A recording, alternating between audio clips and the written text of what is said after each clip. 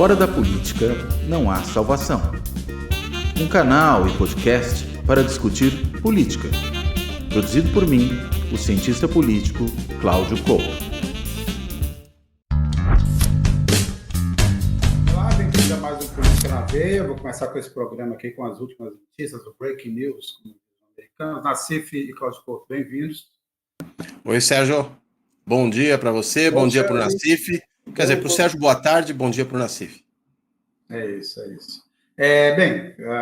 Começou a circular aí o nome do Domingos Brazão, que é conselheiro do Tribunal de Contas do Estado do Rio de Janeiro. Ele teria sido, segundo consta da delação do Rony Lessa, o mandante do assassinato da vereadora Marielle Franco. Apontar o mandante era uma promessa não só de campanha, mas de governo, ou de mandato do então, ministro da Justiça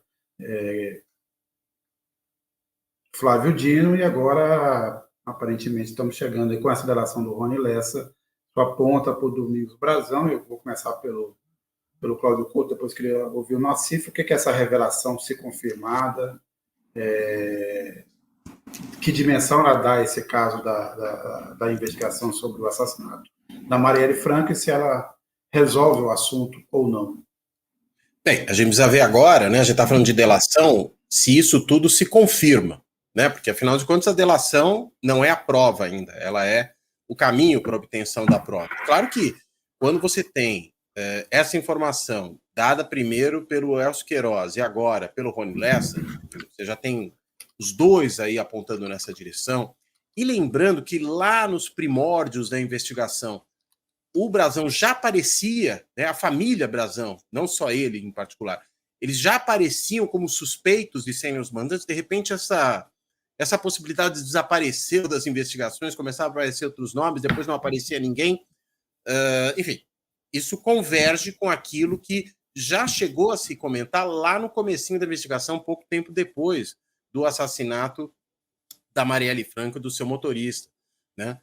Então, a gente tem, na realidade, aqui, eu acho que a investigação, pelo jeito, se aproximando da sua conclusão. Mas é preciso, digamos, ter provas mais cabais do que apenas essa acusação por parte do Rony Lessa. E, acredito eu, pelo que já foi até anunciado pelo superintendente da Polícia Federal, pelo diretor-geral, melhor dizendo, da Polícia Federal, o Andrei, que muito provavelmente a gente tem a solução desse caso ainda no primeiro trimestre, era isso que ele prometia. Então, imagino que ele, para além dessa delação, que evidentemente pode corroborar algumas coisas, pode reforçar certas outras informações que a investigação já detenha, e que, veja, né, só começaram a aparecer depois que se federalizou a investigação. Enquanto isso corria lá no Rio de Janeiro, a coisa não andava, pelo contrário, você tinha sabotagens da investigação. Ao que parece, a coisa caminha finalmente, né, depois de tanto tempo, né, a gente já está falando de uma investigação de mais de 5 anos, a gente finalmente tem isso caminhando para a sua conclusão.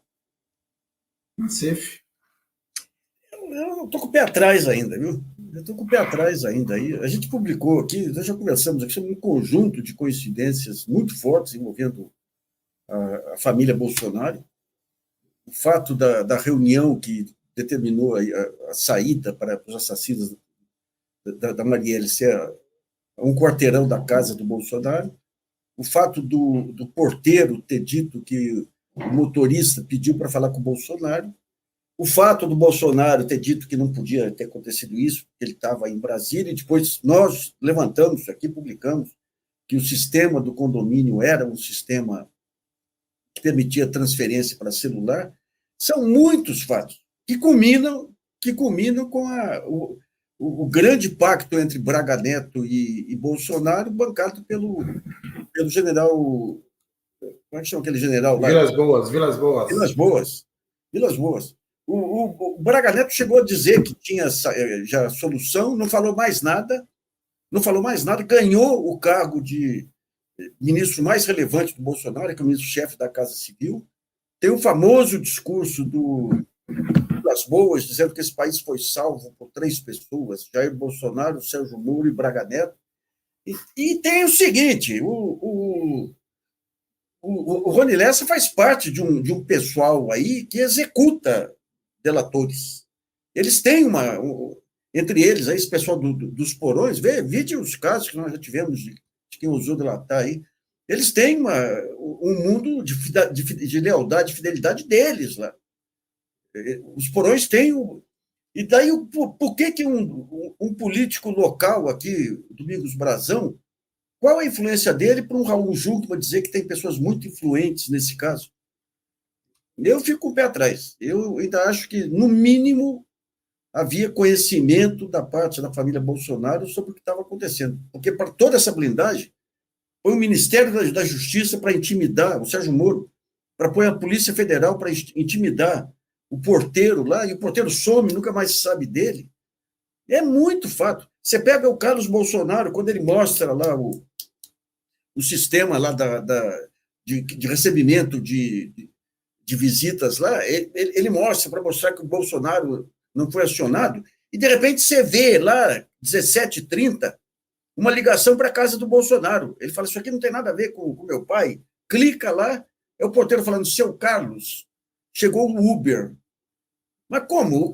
O álibi do Carlos Bolsonaro é que ele estava na Câmara de Vereadores. E daí inventaram que não era o Carlos Bolsonaro, era o índio, o primo dele lá, mas o porteiro fala claramente, seu Carlos, chegou o Uber. Então é muito... Eu estou com o pé atrás totalmente com essa delação dele aí. Né? E para o Raul Jungmann considerar que é gente muito influente, certamente não é o Domingos Brazão. De qualquer forma, bem, abre é um avanço, é um passo, vai que ao chegar ao Domingos Brazão, você escala isso para um outro patamar. Mas também a gente sabe muito bem, de qualquer forma, que os interesses da família Bolsonaro no Rio de Janeiro, proteger o sistema de milícia também é importante, vai que no fundo é também parte dessa proteção que os bolsonaros naturalmente fazem às milícias, porque, de certa forma, era sua base de apoio, suas relações e seus agentes, em alguns casos, mas esse avanço é um avanço que precisa ser considerado, como levantou o Cláudio Couto. O Rony Lessa não é o primeiro a citar o Domingos Brazão. Vamos ver agora o desdobramento dessa investigação. Não acho exatamente que é a Polícia Federal, nesse momento, ou mesmo o Ministério da Justiça, esteja interessados em cobrir qualquer relação desse crime. Não, eu não acho. Bolsonaro com esse crime. Né? O que eu acho é que o Rony Lessa pode querer desviar, né, o foco. Ou contar só uma parte da história. Né? Mas é um avanço, né? Um avanço depois de muito, muito tempo. É um passo a mais, como também lembrou o Cláudio Couto. Por enquanto, uma delação. Ela carece de provas, né? De provas que corroborem essa informação. Mas ali, vamos dizer assim, a água vai batendo ali no pescoço e no queixo do Brazão. E um detalhe, as consequências. Esse sujeito, o Brazão, é alguém que recebeu do Bolsonaro o passaporte diplomático. Isso é uma informação interessante.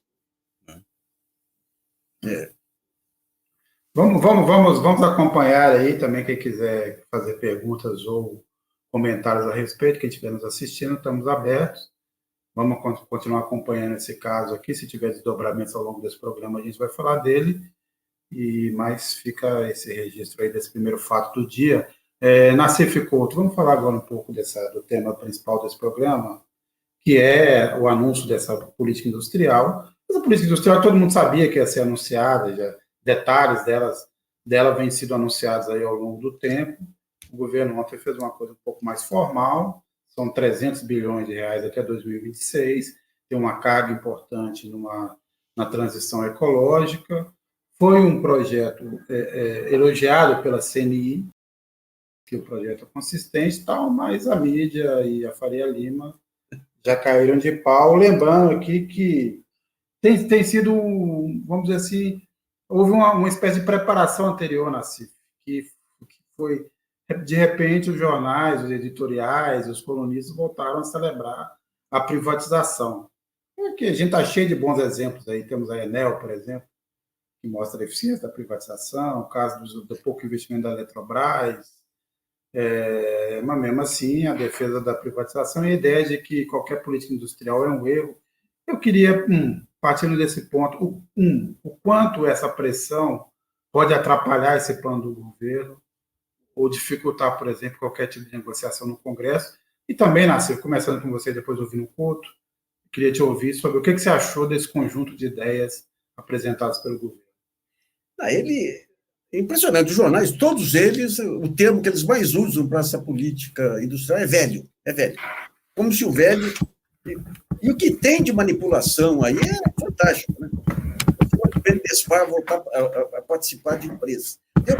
A carteira do BNDESPar é uma carteira amplamente lucrativa.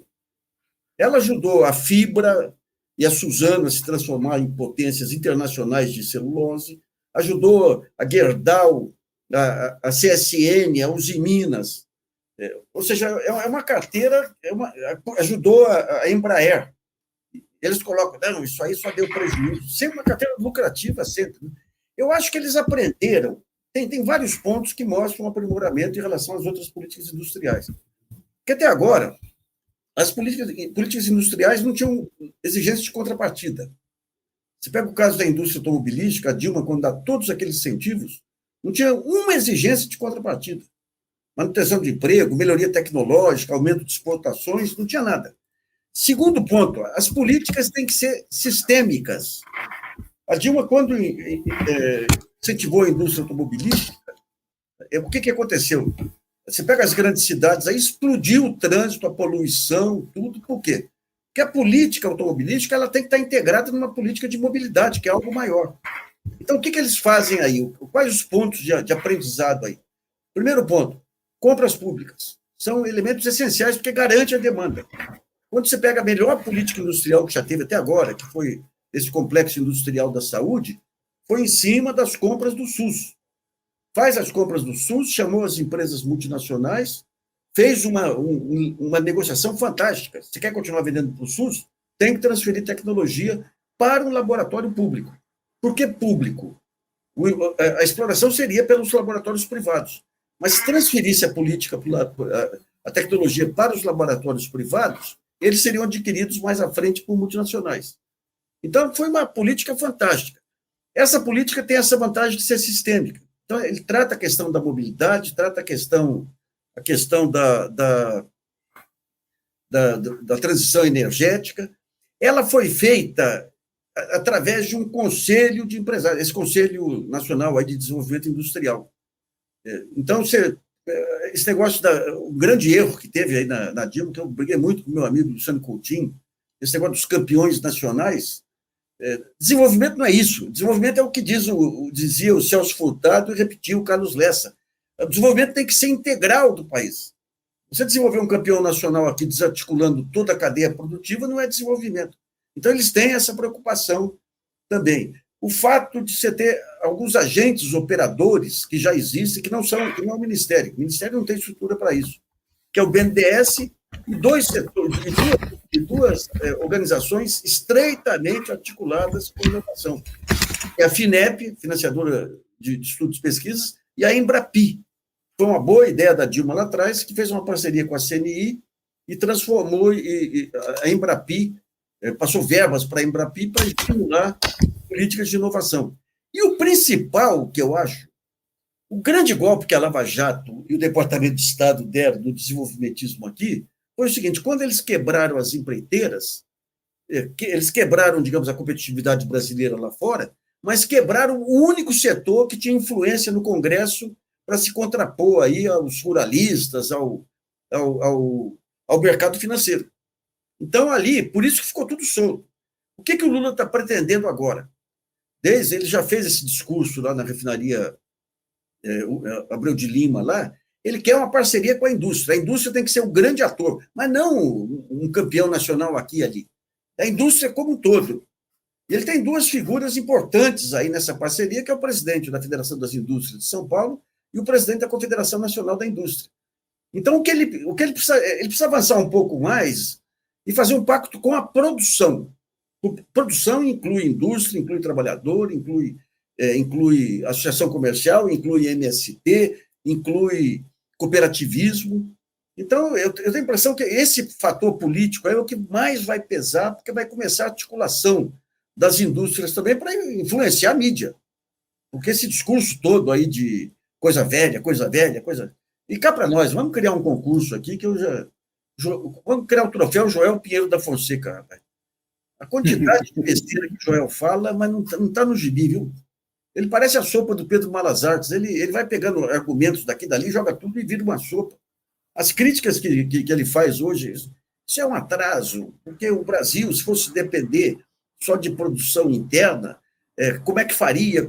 Meu Deus do céu, você teve a crise do Covid que faltou tudo aqui.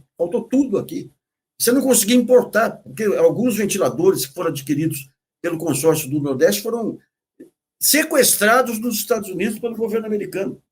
Ele fala, não, mas em vez de uma política industrial, tem que fazer uma política de atração de fornecedores para cá, que é o que a política industrial faz, né?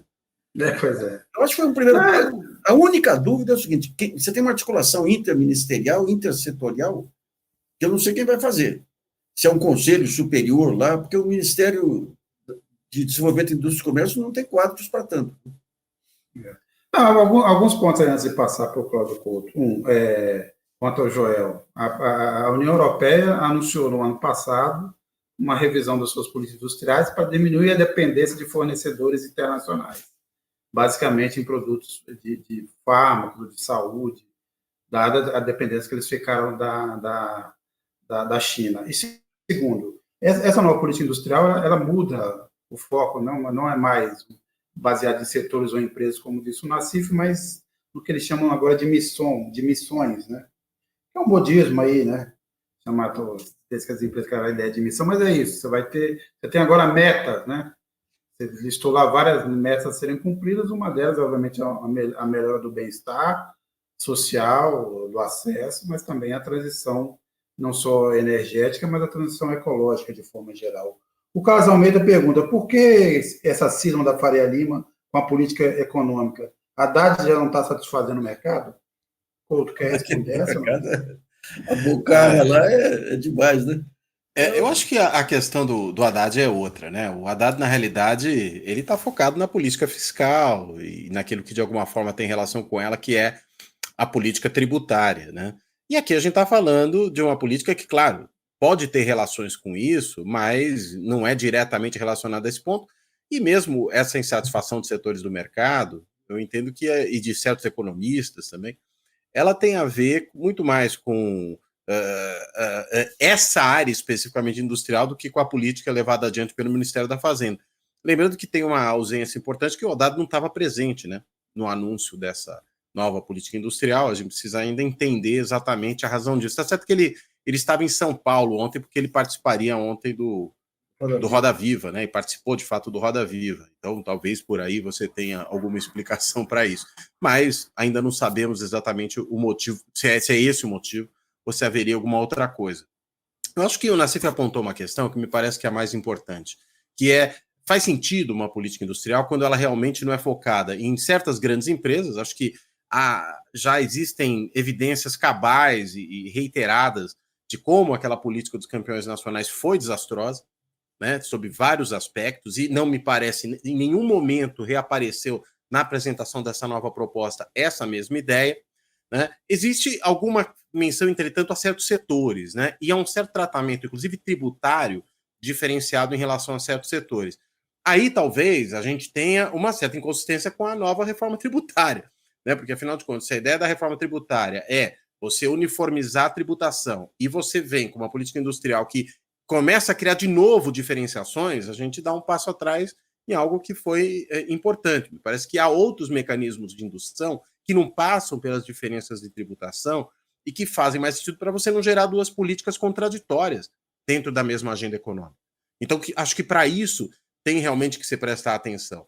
Outra coisa é uma calibragem muito bem feita de, por exemplo, a política de conteúdo nacional. Porque certos setores também participam de cadeias globais, e você não pode, pura e simplesmente, isolar esses setores das cadeias globais. Uma coisa é não se tornar completamente dependente de alguma delas, e essa menção que você fez, Sérgio, a questão europeia, me parece importante, né, da questão de fármacos.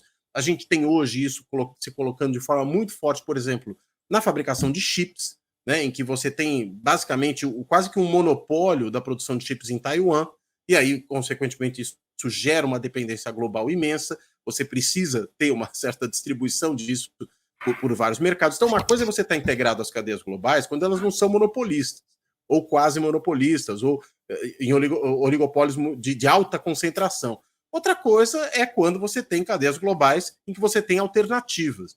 Então, eu acho que é preciso pensar a calibração dessas coisas, né? O conteúdo nacional não pode ser um inimigo da nossa integração a certas cadeias. Isso, claro, pensando só na questão da indústria, mas mesmo a indústria, pensada ainda em termos tradicionais, né, a indústria mais pesada, ela também já não é, como muitas vezes se imagina, geradora de tantos empregos assim. Por quê? Porque é uma indústria que caminhou no sentido da sua automatização. E aí, consequentemente, é preciso pensar esse processo de desenvolvimento num processo que seja também produtor de empregos, só que, veja, de empregos de qualidade. E aí isso tem que estar articulado com outras políticas governamentais, que não é só essa política de indução financeira. Você precisa gerar capital humano, você tem que ter trabalhadores habilitados para trabalhar em certos setores, o que hoje a gente não tem, inclusive por questões educacionais. Então, eu acho que o ponto é, falta ainda, a meu ver, o esclarecimento de certos detalhes dessa política industrial, que enquanto não aparecerem, a gente fica muito na suposição. Acho que, inclusive, várias das críticas que estão sendo feitas são críticas, muitas vezes, baseadas em suposições de que há uma mera reedição do que foi a política industrial no governo Lula 1 e 2 e mesmo no governo Dilma. E não está claro se é isso. Algumas coisas parecem ser, mas outras não. E enquanto você não tem um esclarecimento maior, gera esse tipo de reação mesmo que a gente vê dos críticos, aqueles que, enfim, sempre serão críticos de qualquer forma, e o mercado financeiro é muito disso, e certos economistas também o serão, mas aqueles que me parece têm feito críticas que são pertinentes, e nem são críticas de inimigos de uma ideia de política industrial, algo do tipo, né? Mas são de alguns que veem certas inconsistências, esse caso da reforma tributária de um lado, e da diferenciação de tributação é um exemplo, né? Ou ainda essa questão que eu também mencionei agora, né, da integração das cadeias globais à produção dentro do país, que pode, e muitas vezes, ser contraditada também pela ideia de conteúdo nacional como um ponto central da política. Então, é preciso ver a sintonia fina, a calibragem dessas políticas, ou seja, os seus detalhes, para que a gente possa ter um entendimento mais claro do que vem pela frente. Mas, deixa eu pegar só rapidinho esses dois pontos aqui que o Cláudio colocou. Primeiro, bem, enquanto o uso da tributação como incentivo, justamente você precisa ter agora, você não pode cometer erros que você cometeu recentemente. Erros não chega a ser nenhum erro. Por exemplo, não faz sentido você ter isenção tributária para produtor de petróleo, 1 trilhão, como foi estabelecido pelo governo Temer e reforçado pelo governo Bolsonaro. Você tem que fazer reverter, então, esse incentivo dado à indústria petrolífera, a não ser que ela se comprometa, os produtores que estão no Brasil, incluindo a Petrobras, a fazer essa transição energética. E faz sentido você dar esse incentivo para a energia renovável e outros tipos de produção, carro elétrico, se for o caso, produção de etanol. Segundo, quando você pergunta para esses críticos de qualquer política industrial, o que eles acham, por exemplo, dos incentivos dados e de como se estabeleceu o mercado de energia eólica, você vai ouvir pouca crítica. E ela é basicamente uma política industrial. Você tem produtores privados, basicamente, mas com incentivos à atração de fornecedores e ligado à cadeia produtiva internacional. Quer dizer, se você tem um bom exemplo do que foi feito e, portanto, algo que pode ser reproduzido, foi o que aconteceu na produção de energia eólica. Mas, Nassif. Vamos pegar. Essa parte tributária e fiscal está sendo feita em acordo estreito aí com o Ministério da Fazenda, né?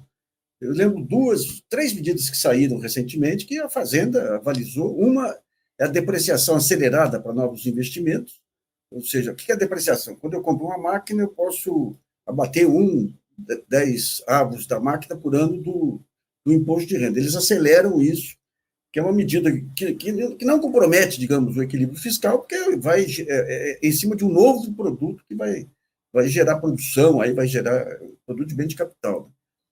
Um outro ponto foi o seguinte: quando ele impõe uma tarifa de importação para carro elétrico, e a ideia é que, com esses recursos, financiar subsídios para a produção interna de carro elétrico. Então, você tem a substituição de importações, eventual substituição de importações de cadeia produtiva, não está sendo feito de uma maneira contra o capital estrangeiro. O diferencial é quem produz lá fora e quem produz aqui dentro. Então, acho que esse ponto... Tem muita coisa, evidente, para esclarecer ainda, mas eu acho que esses aspectos aí, por exemplo, como é que chama aí o rapaz aí, o Pinheiro aí? O Pinheiro fala, não, porque a Europa está fazendo um outro sistema que é a atração de fornecedores, de fornecedores aí para os seus países. Ué, esses estímulos valem para capital externo e capital interno. Em relação ao conteúdo nacional, ele fica especificamente aí para a Petrobras, porque o país não pode definir conteúdo nacional para outros setores que ele não controle. E a Petrobras, a lógica ali, eu acho que vale para estaleiro também, porque a lógica ali, quando vem o pré-sal, a ideia original de pré-sal, além de constituir aquele fundo soberano, que seria para ajudar a financiar a educação e tudo, que foi jogado fora aí, era você criar uma tecnologia de águas profundas. E tecnologia de águas profundas não é só Petrobras, é todo o escopo de fornecedores da Petrobras. E é bom lembrar que no auge da explosão de preços de petróleo, a Petrobras não conseguia insumos lá, porque estava tudo ocupado pela disputa internacional. Então, essa ideia, evidente, tem que conferir na prática como é que vai ser o acompanhamento, de você permitir até 20%, a Petrobras fez isso lá, até 20% de diferencial em relação ao competidor externo. Esses 20%, qual é a contrapartida? Você tem aqui mais emprego aqui, você tem mais arrecadação fiscal, você tem fortalecimento de uma empresa que pode crescer com o tempo. Mas daí você tem que estabelecer metas de redução disso, como você tinha na indústria naval. A indústria naval tem competitividade, né? Senão você fica só no protecionismo, né? Senão você fica só no protecionismo. Né? Isso, mas a indústria naval, a ideia era uma curva de aprendizado, que é o que acontece com toda a indústria nascente em qualquer país, na Coreia, na China. Então, você estabelece o modelo coreano deu certo justamente por isso, né? Porque você obrigava o cara a competir internacionalmente. Então, ele tinha que aprimorar a sua indústria. Né? Você dava aquela folga inicial para ele poder respirar e entrar, e depois você tinha meta. Cada ano você tinha que reduzir essa dependência. Exato. Então, isso aí são, digamos... E um outro ponto muito relevante, que vem do aprendizado da saúde, que são... Eu achei que o Brasil ia ser, antes de impeachment, o Brasil seria o grande player mundial, as indústrias de bem-estar. É uma coisa que a China faz também. Eu vou investir em um setor, mas eu tenho que ter em vista o que ele vai gerar de produção, mas o que ele vai gerar de bem-estar. E a indústria da saúde é campeã. Poderiam ter feito o mesmo com a indústria da educação. No tempo do Haddad, lá que tinha um negócio mais articulado lá, produzia equipamentos de educação para fornecer para o sul global. Aí. Então, esse viés aí também aí do programa de visar bem-estar mostra um aprendizado. Assim como, em vez de se tratar indústria automobilística, você trata mobilidade. Mas realmente tem, que nem o Couto falou, tem que esperar muita coisa para ver como é que vão articular. Uma coisa são ideias que você põe no papel. Né? Que embora... Depois é capaz de cumprir. Outra coisa, o complexo industrial de saúde, o Brasil tem um dos maiores sistemas de saúde do mundo. Uma compra governamental de bilhões e bilhões. Por que não vamos desperdiçar isso? Inclusive, pensando no que o Cláudio Couto levantou, a pandemia mostrou que você precisa ter uma produção interna para se defender. E tem centros de pesquisa de ponta, né? Sim, os caras atacam, se fosse depender de produção interna, o que seria com a varíola? Gente, se fosse depender de importação, se não fosse o Butantan aqui no Covid, se não fosse o Butantan no Covid aqui, se não fosse a capacidade do Butantan e da Fiocruz de ter um conhecimento capaz de assimilar a importação de tecnologia externa, então, digamos, agora essa questão do mercado, por que o mercado combate? Porque o que o mercado quer? Se você tem uma empresa, uma ideia, um setor novo, você não tem apoio federal de políticas públicas, não tem apoio de um financiamento acessível do BNDES. Você é um prato para o setor financeiro. Você compra barato. O setor financeiro entra comprando barato. A disputa é essa. Por que o Pércio Arida aumentou o custo de financiamento do BNDES? Porque se você pega uma empresa, a empresa nasce, ela tem um período de maturação do investimento. Quanto maior o custo aqui, menor é o valor presente dela e o valor futuro dela. Então, ela fica muito mais barata para o mercado comprar. além do mercado poder também financiar aí, fazer compras de ações antes da empresa estar madura, né? Então, é um jogo... Esse que é um grande problema aqui, porque você tem interesses específicos, quando você tem um governo fraco, que se prevalece, né? É o mercado prevalecendo nisso aí, em todo esse período de Temer para cá, e continua se prevalecendo aí, a bancada do boi, evangélica, Forças Armadas. Agora, eu tenho gostado aí da mudança de discurso do Lula, e vamos ver até que ponto que o Lula ano 2 aqui vai ser mais incisivo aí que o Lula ano 1 aí, que foi desanimador, né?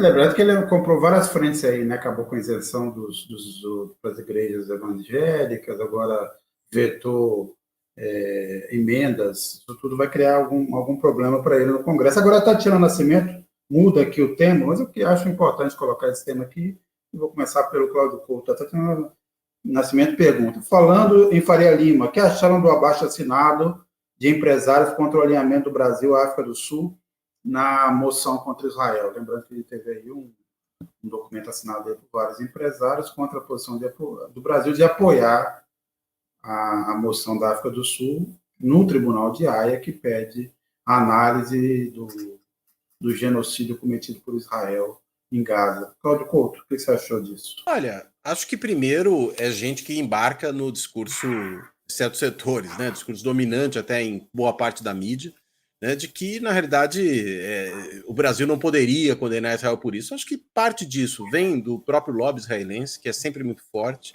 né, que tem, no caso brasileiro, a Conib aí, quase que como uma para-embaixada de Israel no Brasil, que defende as posições do Estado israelense a despeito do que elas sejam, né, a despeito, inclusive, das evidências das atrocidades que estão sendo cometidas. Veja que a gente teve, nessa semana que passou, a implosão pelo exército israelense do prédio de uma universidade em Gaza. Eu gostaria de entender no que implodiu o prédio de uma universidade melhora as condições de defesa de Israel. Eu consigo entender no que isso piora a possibilidade da população de Gaza no futuro ter um espaço para formação de seus jovens. Agora, no que isso aumenta a segurança de Israel, não consigo entender. Então, esse tipo de ato é uma evidência de que o que está em curso ali não é um ato de não é uma operação de autodefesa. É, na realidade, uma operação de limpeza étnica. E, pelos números que vai ser atingido, com uma dinâmica de genocídio. Então, faz todo sentido, não só a ação da África do Sul, mas o engajamento do Brasil e de vários outros países, a gente está falando de dezenas de países, o Brasil não está sozinho nisso, na ação da África do Sul. Porque, na realidade, não dá para não se posicionar diante de uma injustiça como essa. E é preciso, vamos dizer, resistir a esse discurso falacioso, mas críticas a Israel são antissemitismo. Não são. Você está criticando um Estado que tem ações como um Estado, que tem ações como um governo. Isso não tem nada a ver com antissemitismo. Isso não tem a ver com perseguição aos judeus ou qualquer coisa desse tipo. Isso tem a ver com fazer com que um Estado, membro da ONU, signatário, né, de uma série de resoluções, de normas da lei internacional, participante, inclusive, da própria Corte Internacional de Justiça, que ele seja chamado à sua responsabilidade diante do que está fazendo. Ora, a gente teve aquele ato atroz, né, da morte de mais de 1.200 pessoas pelo Hamas, em 7 de outubro, e até agora o que a gente teve foi uma retaliação que ultrapassou esse número em mais de 20 vezes. Isso é razoável? Você tem uma completa destruição da estrutura física de Gaza. Habitações, escolas, mesquitas, hospitais. Vai ficar uma região inabitável. A ideia qual é?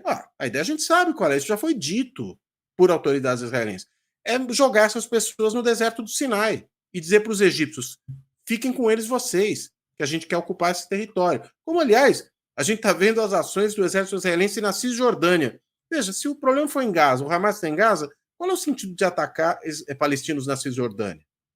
Também não há lógica nisso. Ou seja, me parece que esse discurso de que não é genocídio, mesmo assim, você tem uma discussão técnica, né? Você tem juristas respeitáveis que vão dizer que há ali que são crimes de guerra, não seria o genocídio, e tem outros que estão dizendo exatamente o contrário. Não, se classifica como genocídio. A Corte Internacional de Justiça vai poder dizer, afinal de contas, o que está acontecendo. E é por isso que ela está sendo provocada. Então, eu entendo que O que esses signatários, na realidade, fizeram foi embarcar nesse discurso fácil, né, de que qualquer crítica a Israel seria um ato de antissemitismo, né, de que o Brasil deveria manter a sua neutralidade, como se ele fosse, e aí estou pegando uma resposta do embaixador Mauro Vieira, um ator internacional habilitado a ser um mediador universal. Então ele tem que estar sempre em cima do muro, porque nunca pode se posicionar. Como se a tradicional diplomacia brasileira, que é de não alinhamento, o que é uma coisa, significasse omissão diante de certas situações. Omissão e não alinhamento são coisas diferentes. E o que muitos aí estão exigindo é a omissão, que o Brasil fique quase que equidistante dos fatos. Quer dizer, você tem ali um morticínio, um genocídio sendo provocado por Israel em Gaza, e de outro lado, você tem algumas pessoas falando, não, mas não pode se posicionar, tem que, na verdade, ficar equidistante. Não dá para ficar equidistante diante de uma injustiça como essa. E mais, né? E aí vou pegar uma coisa que eu vi esses dias de um colunista do New York Times, né? Que achei muito importante o que ele disse, acho que vale a pena repetir. Ele fala o seguinte: olha, o que o Hamas perpetrou em Israel em 7 de outubro é um ato de barbárie, não há dúvida. Mas ele jamais pôde significar uma ameaça existencial a Israel. O que Israel está fazendo em Gaza é uma ameaça existencial à existência dos próprios palestinos. E do Estado palestino nem se fala. Por que a gente defende que o Estado de Israel tem o direito de existir e as pessoas não defendem que há o direito de existir também do Estado palestino, segundo a resolução da própria ONU? Que o que está se fazendo ali o tempo inteiro é, para além do morticínio da população, é, por meio disso também, impedindo que o Estado palestino se concretize. Então, na verdade, me parece que é um profundo erro, né, essa assinatura desse tipo de abaixo-assinado. A gente já sabe que é um abaixo-assinado no sentido contrário, né, apoiando a posição do Brasil, inclusive liderado por gente de alta respeitabilidade, como o ex-ministro dos Direitos Humanos, Paulo Sérgio Pinheiro, só para mencionar um caso. E, enfim, vamos discutir essa questão. Agora, de que qualquer crime de Israel, qualquer ação na justiça internacional contra Israel seja um ato de antissemitismo, porque isso é uma falácia e é, na verdade, uma carta covarde, né? Covarde. Não, só para reforçar as suas posições, por passado esses 3 meses, não há nenhum sinal de que o Hamas está perto de ser dizimado, como diz Israel. Você matou uma ou outra liderança, eles estão fugindo, mas não tem ali nenhuma prova da ação israelense de que se acabou. O Hamas nunca mais conseguirá se organizar ou se armar, ou se desse movimento surgirá um outro movimento armado de oposição. Segundo, a gente que ainda insiste de que a ação Israel é uma ação para combater o Hamas, quando, nesses dias, o Netanyahu falou que não vai sair tão cedo de Gaza, e que vai ocupar Gaza por tempo determinado. 2, que se opõe à criação do Estado palestino, como voltou a propor os Estados Unidos. Então, do que nós exatamente estamos falando? Israel é um Estado malfeitor, esse é o ponto. Ele, há mais de 70 anos, desrespeita seguidamente resoluções da legislação internacional. É isso que o Estado de Israel tem feito. E não é este governo, não é governo trabalhista, governo do Likud, não. São todos os governos ao longo do tempo.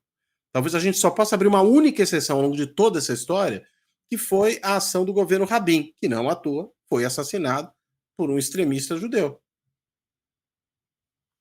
Você pega todas as pessoas que queriam um duplo Estado, um Estado palestino e um Estado de Israel, foi ou o Rabin que foi assassinado ou o Arafat que foi jogado fora aí. E você teve um estímulo ao Hamas lá atrás, porque eles achavam que o Hamas poderia reduzir a liderança do Fatah. Do Fatah, que queria os 2 Estados. E o Hamas não, o Hamas quer a guerra, é o que justifica, né? Mas o nível de argumentos aí... Você pega a Conib, o Brasil querendo trazer brasileiros lá de Gaza, Israel impedindo. O que fez a Conib? A Conib é um braço de Israel aqui, eles não pensam como brasileiros. E essa arrogância deles de querer que o governo brasileiro proíba cantor americano de vir para cá, que condene quem fala, qualquer crítica a esse genocídio aí, é impressionante. Agora, essa solidariedade, as pessoas não percebem que essa arrogância da Conib e essa insensibilidade em relação aos palestinos é o maior alimentador aqui do antissemitismo. É o maior alimentador. Pega o Celso Laffer lá, discorrendo eruditamente que não é genocídio. Eu falei, tá, tudo bem. Isso foi um grande consolo aí para 7 mil crianças palestinas mortas aí, os 25 mil mortos aí. Ainda bem, não foi genocídio, foi... Gente, a insensibilidade dessa CONIB, que é uma instituição bolsonarista.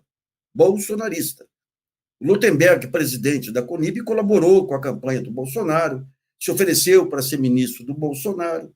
Esse pessoal foi o pessoal que aplaudiu o Bolsonaro quando ele disse, foi lá no Rio de Janeiro, falar para esse pessoal e comparou os negros aí a medir, pesar em quilos, nem lembro o que ele falou, uma besteira qualquer, foi aplaudido. Então, digamos, e daí é um horror, porque você não consegue convencer as pessoas comuns aí que o sionismo não é judaísmo, que você tem judeus democratas. É como judeus democratas se Israel é um Estado, que nem o Couto falou, é um Estado autoritário muito antes do Likud, aí, muito antes aí do Netanyahu. É um pessoal que o sonho deles é Israel grande mesmo. Agora, a última informação é que eles estão pegando todas as certidões aí de nascimento e tudo de Gaza e estão acabando. Eles estão acabando com a memória de Gaza, com a universidade e agora os cartórios todos lá. O que eles querem efetivamente é jogar o mar lá e ampliar. E cá para nós, esse argumento que enquanto não fizer isso, Israel não tem segurança, não tem a menor lógica. Isso aí me lembra muito aquela cena do Cassius Clay de pé e o Sonny Liston deitado lá, e o Sonny Liston, a ameaça que o Hamas tem hoje, o Hamas é uma organização aí civil, não é um país, e atua em um país que está sendo torturado por Israel há 20 anos, ou mais. Aí. A gente teve um episódio essa semana que distou um pouco, assim, porque, em geral, tirando um ou outro, liderança muito isolada, a União Europeia ou se cala ou se alinha com Israel. Mas o Joseph Borrell, que é o chefe da diplomacia europeia, disse esses dias, com todas as letras, num evento, que o Hamas é resultado do financiamento de Israel. Israel financiou o Hamas para enfraquecer o Fatah e a autoridade palestina. Mas há muito tempo eu não vi uma declaração com tanta clareza como de uma liderança europeia como essa. Então, mostra aí também que há um certo... Porque é isso, o Netanyahu conduz a geopolítica internacional nesse momento a seu bel prazer, com todos os riscos que isso traz, não só de uma conflagração no Oriente Médio, com a chance de você ter um conflito regional que pode até se alargar, quanto com prejuízo para a campanha do Biden, né? Que está metido nessa e não tem como sair, já que o Netanyahu disse que não aceita nessa altura nenhuma das sugestões dos Estados Unidos, só aceita o apoio. As sugestões eventualmente feitas não tem esse resultado. Agora, falar nisso, a gente tem hoje essas primárias em New Hampshire, que provavelmente irá definir a candidatura do Trump, que só será barrada caso a Suprema Corte venha a proibir de se candidatar. A gente já teve a desistência do Ron DeSantis, depois daquela primária em Iowa, que o Trump teve 30 pontos percentuais a mais do que ele na votação, ele desistiu e sobra agora só o adversário, ex-diplomata lá da ONU, Nikki Haley. Mas que agora tem a última chance, a última barreira, vamos dizer assim, contra o Trump, mas será decidido hoje nessa primária de New Hampshire. Cláudio Couto, o que você acha? Acho que isso são favas contadas, né? O Trump vai ser o candidato republicano, né? A Nikki Haley não tem a menor chance de bater, inclusive nessa nova primária, a gente já tem aí pesquisas mostrando que o Trump deve ganhar com quase 60% dos votos, e isso tende a se repetir daqui para frente, né? Inclusive porque cada primária que consagra uma candidatura, e veja, é uma consagração avassaladora, né, números inauditos, até porque a gente nunca teve antes, pelo menos até onde eu consigo me recordar, porque isso é uma regra não escrita da disputa presidencial americana. A gente nunca teve antes um ex-presidente disputando primárias. A gente já teve candidatos a presidente que não ganharam disputando. O caso do Nixon, por exemplo. né, que perdeu, mas voltou a concorrer. Às vezes até os perdedores em eleições não disputam mais eleições nos Estados Unidos. Tem essa tradição. Presidentes derrotados, menos ainda. Bush não tentou, o Bush pai, Carter não tentou, ou seja, você não tem essa volta. Trump volta, mas Trump, é óbvio, né, por várias razões, é diferente do que são os candidatos comuns republicanos, né? E o Partido Republicano deixou de ser um partido comum, se tornou um partido trumpista. Então, a coisa caminha nessa direção. Hoje a discussão é muito mais se haverá alguma possibilidade, que eu acho remota, mas não a descartaria por completo, de que a candidatura de Trump venha a ser interditada com base, né, na seção 3ª da 14ª emenda, que é aquela de que insurretos não podem ser candidatos a cargos públicos, não podem ocupar cargos públicos e, por consequência, sendo a presidência o principal cargo público do país, não poderiam disputar a eleição presidencial. Mas se isso chegar à Suprema Corte, que é só ali que isso poderia se resolver, a gente tem que olhar que raio de Suprema Corte é essa. Uma Suprema Corte que, há poucos dias atrás, poucos meses, decidiu pelo fim do direito ao aborto, né, que estava consagrado há 50 anos, há meio século nos Estados Unidos. É uma corte que vem decidindo contra a política de cotas, é uma corte que vem decidindo no sentido da restrição de direitos, mas, na verdade, a gente sabe o que significa, né? Significa impondo uma agenda partidária do Partido Republicano na sua ala mais conservadora, se não reacionária, ao país. Eu duvido que essa Suprema Corte, com essa maioria constituída, que ela vá impugnar a candidatura de Trump. Tomara que eu esteja errado, mas eu não creio que isso possa acontecer. Agora, Nassif, acaba de sair uma notícia que é uma pesquisa da CNT-MDA, ótimo e bom governo Lula, 42,7%, ruim e péssimo, 27,9%, é uma diferença até importante nesse momento, não? Você pega esses dados de otimismo dos empresários em relação a 2023, melhorou também, o clima em geral melhorou um pouco, né? Agora o Lula ele vai ter o desafio aí, porque ele vai ter o desafio de ter que rever esse arcabouço fiscal. Isso aí é um consenso já que vai ter que rever o arcabouço fiscal. Ele tem dado, né, nos últimos discursos aí, especialmente quando tem público, né? Quando tem povo no meio, aquilo parece que inflama o Lula. Ele tem dado mostras aí de uma convicção maior no desenvolvimento. Outro dia eu estava vendo um banco americano aí, essa semana, eu tentei achar ontem, uma análise da economia brasileira. A análise da economia brasileira é o seguinte: você vai ter um problema, não é problema, você vai ter, a parte fiscal vai ser revista, você vai ter algum déficit fiscal, vai ter uma melhoria da atividade econômica em relação às projeções do mercado, um pequeno aumento da inflação em relação às projeções do mercado. Então, digamos, o mercado, não esse mercado da Faria Lima, que é de uma pobreza mental terrível aí, né? Ele começa já a assimilar, digamos que... Porque se o Lula não tomar essas medidas agora aí, você tem as eleições no final do ano que já marcam um pré-ensaio pesado aí para as eleições de 2026, né? Então, digamos que há condições aí de uma recuperação da economia, mas o Lula vai ter que ser o Lula, ter aquele ímpeto que ele tinha lá no Lula 1 e 2, embora também fizesse muitas concessões ao mercado. O negócio do Lula, ele tem outro desafio aí grande também, que é o seguinte: a base de apoio dele está cada vez mais descontente, porque a estratégia Lula de sobrevivência política é o seguinte: cede a quem tem força e vai nas brechas tentando estabelecer políticas públicas relevantes. Ele fez isso aí com Bolsa Família e outros. Deu sorte em 2008 com a crise internacional, que baixou o seu crise aqui, obrigou ele a sair dos cânones de mercado, daí ele se consagra tudo. E o que ele está fazendo hoje aqui é isso.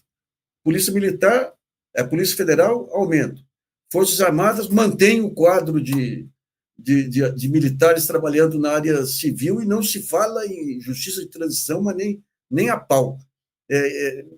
Mídia, então ele está centrão, nem se diz. Agora ele começa a perceber que, se ele continuar nesse ritmo, ele perde a legitimidade dele junto. Hoje a bronca com ele é de professores, todos aqueles que foram a base de apoio, de legitimação, digamos, do Lula, né? Então vai ser... Você tem dúvidas sobre como vai se comportar, mas eu acho que esse Lula 2 ele virá mais ofensivo aí do que o Lula 1, né? Do que o Lula de 2023. Até porque ele pretende se dedicar mais à política interna do que à política externa, né? Já começou com essa viagem a Pernambuco, mas ele vai ter uma agenda mais presente, até porque também tem certas decisões agora de política interna que são mais importantes. Obviamente ele tem um G20 para cuidar de seus projetos, tem a preparação da COP30, mas isso tudo lhe dá um fôlego. O trabalho de recolocar o Brasil no cenário internacional já está feito, né, de certa medida. Agora é conduzir para um outro caminho. Não, Cláudio, quer dizer, é hora de cuidar mais dos assuntos internos. E mais ainda, Sérgio, considerando que é um ano em que a gente tem eleições, né?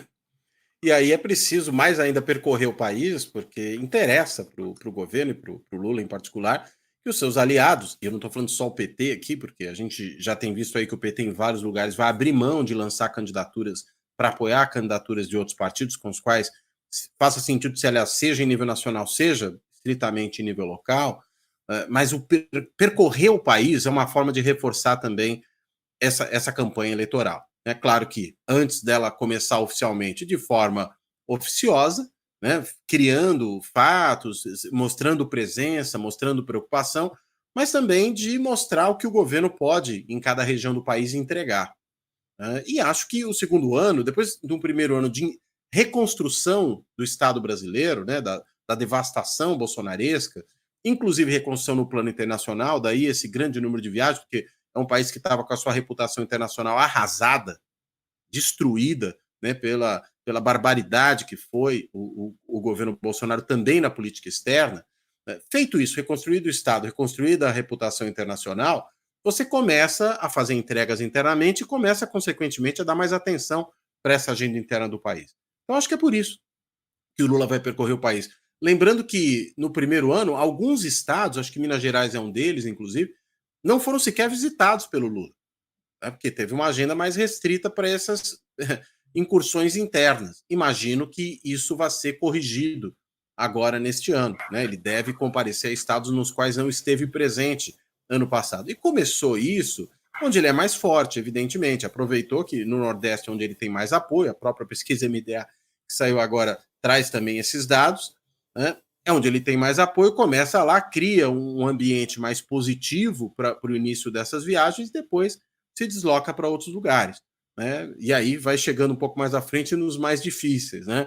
Certas regiões do sul do país, do centro-oeste, né? Mesmo certos estados da região norte, onde, evidentemente, a aprovação do governo é mais baixa e, consequentemente, a presença do Lula, embora necessária, ela precisa ser mais preparada.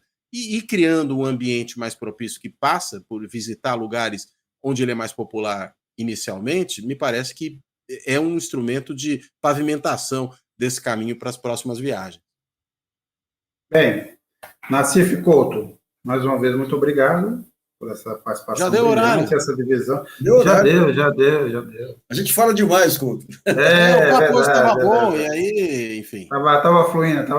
Podemos conversar pensando, até o Nassif comentando luta de boxe aqui. Pode falar também, por exemplo. De boxe enfim, quantos anos atrás já isso aí, o Nassif? 50 anos atrás? Isso é começo dos anos 70. Acho que mais de 60 anos, né? Eu ia falar o dia que eu quase apanhei do Cassius Clay. Você? Ele veio aqui para São Paulo, naquelas lutas de exibição, depois, quando ele estava voltando. E ele ficou no hotel, aquele hotel que fica lá no Lago do Aruche. E eu fui cobrir pela Veja. Eu fiquei lá o dia inteiro, lá, consegui conversar com o Paulo Inglês, que era um cara que recebia, era um negão que recebia as autoridades, sabe? Que me falou, eu saí com ele de noite aí, ele olhou as moças, gostou das moças. Daí ele estava almoçando. Ele ainda era Cassius Clay ou já tinha virado Mohamed Ali? Né? Não, já era Mohamed Ali. Daí ele estava almoçando e eu peguei o João Bittar, que era o fotógrafo, falei, vamos tentar. Eu consegui entrar no quarto dele, abri as coisas dele, peguei a agenda de telefone dele. Jornalista enxerido mesmo. Enxerido. Daí, enquanto ele estava almoçando, eu catei o Bittar, falei, vamos tentar falar com a mulher dele lá, né? E daí fomos lá, e estamos lá, paramos em frente à porta, lá batendo na porta, e de repente vem o gerente do hotel, bate no meu ombro, aponta para trás, está o Cassius Clay. Você tinha um corredor estreito. No caso, ele encostado na parede, com o pé na parede, assim, olhando para a gente. Eu falei, Bitar, qualquer coisa, você joga a máquina nele e a gente sai correndo. Mas não Eu acho que ele deve Não, correr. você escapou dessa como? Não, a gente saiu lá, ele olhou feio só, mas não ousou medir forças com a gente. Tá certo, tá bom. Bem, vamos nessa. Nassif, o pessoal. Até mais, um abraço, gente.